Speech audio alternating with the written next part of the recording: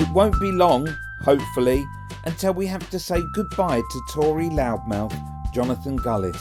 So let's make the most of the time we still have with him by looking at some special moments, like this moment where he was totally called out by Sophie Ridge complaining that Labour was voting against the Rwanda bill. But there is one big elephant, I should say, Sophie, in the room, which is the fact that I know, get the right animal, which is the fact that we have a very clear plan to get people deported to Rwanda, because if you enter this country illegally, you will not be able to claim asylum. But those pesky peers in the House of Lords, predominantly Labour, and Labour MPs and Sir Keir Starmer in the House of Commons are continuing to block any attempts that we make in order to get this Rwanda policy off the ground, because one, it will act as an effective deterrent, but you need it, as with all the other measures, to make sure that we have that effective plans. You abstained in the Rwanda vote, didn't you?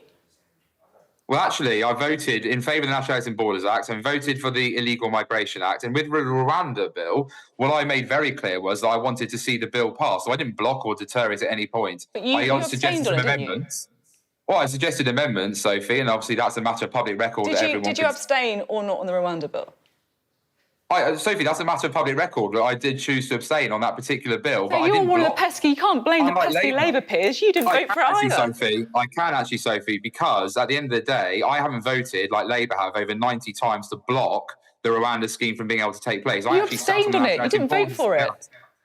You can't think it was that great. You didn't vote for it.